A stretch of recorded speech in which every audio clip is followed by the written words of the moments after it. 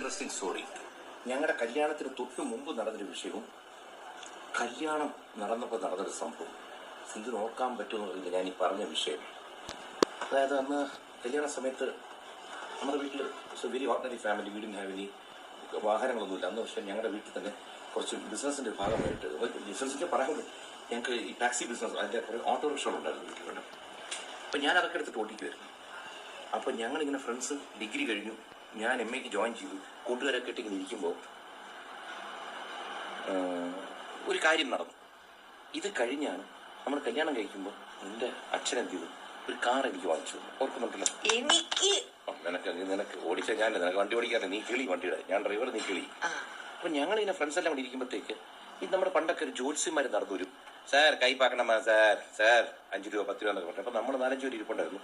അപ്പം നമ്മുടെ ആരുടെയും അധികം പൈസ ഇല്ല, 5 രൂപ ഉണ്ട്. അപ്പോൾ എല്ലാവരും കൂടെ നോക്കി തരണം. സാർ എല്ലാവരും നോക്കാൻ പറ്റില്ല എന്ന് അയാൾ പറഞ്ഞെങ്കിലും അയാൾക്ക് നിവർത്തിയില്ലാത്തതുകൊണ്ട് എല്ലാവരും നോക്കി ഓരോരുത്തർ പറഞ്ഞിട്ട് എൻ്റെ അടുത്ത് വന്നപ്പോൾ അയാൾ പറഞ്ഞു, സാർ ഉങ്ക ബെസ്റ്റ് ടൈം സാർ, സാർ உங்களுக்கு நல்ல സമയം സാർ, 4 വീലുള്ള വണ്ടി വാങ്ങ പോരെ, 4 വീലുള്ള വണ്ടി വരെ പോരെ. അപ്പം നമ്മുടെ ഫ്രണ്ട്സ് പറഞ്ഞേ, അല്ലെ കപ്പലണ്ടി കുത്തുന്ന വണ്ടിക്ക് 4 വീലാണ്, നിങ്ങൾക്ക് മിക്കവാറും തട്ടുകച്ചവടം തുടങ്ങാനായിരിക്കും, അതുകൊണ്ട് 4 വീലുള്ള വണ്ടി എന്നൊക്കെ പറഞ്ഞു.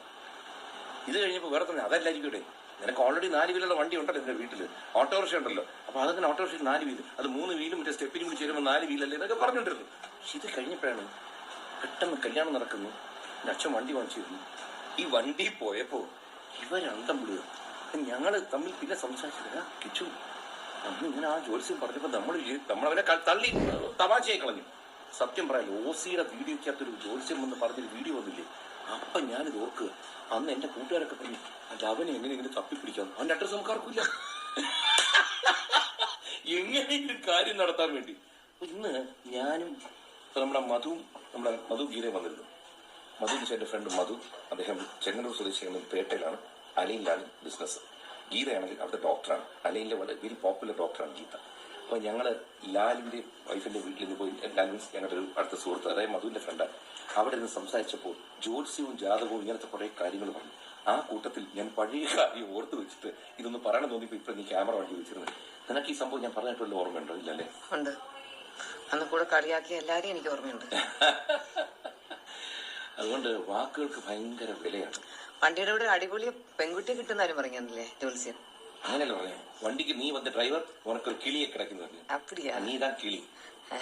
സിന്ധു അപ്പൊ സിന്ധു പറയും, ആ ലെഫ്റ്റ് പോട്ടെ, നമ്മൾ കാർ വാങ്ങിക്കുമ്പോൾ 1 ലിറ്റർ പെട്രോളിന്റെ വില ഓർമ്മയുണ്ടോ? അല്ല 20, 30, 19 ആയിരുന്നു. 100 ഇടയ്ക്ക് നിൽക്കുന്നു, മാറിക്കൊണ്ടിരിക്കുന്നു. 100 കൂടുതലല്ലേ? താഴെ ഇപ്പൊ മറ്റേ കൂടിയ കുട്ടികളുടെ പെട്രോൾസ് ഉണ്ടല്ലോ, അതായത്